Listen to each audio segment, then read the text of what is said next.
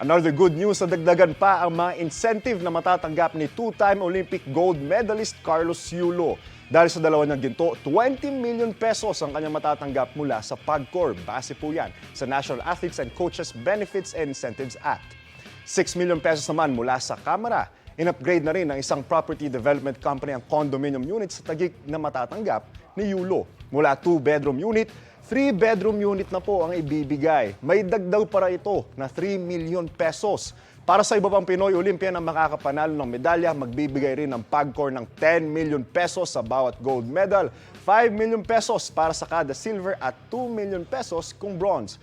Makakatanggap naman ng hiwalay na pabuya ang coach na kalahati ng cash incentive ng manlalaro.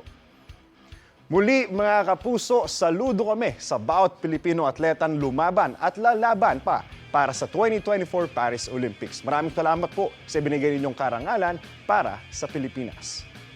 Kapuso, para laging una ka sa mga balita, bisitahin at mag-subscribe sa GMA Integrated News sa YouTube. Sa mga kapuso abroad, samahan nyo kami sa GMA Pinoy TV at sa www.gmanews.tv.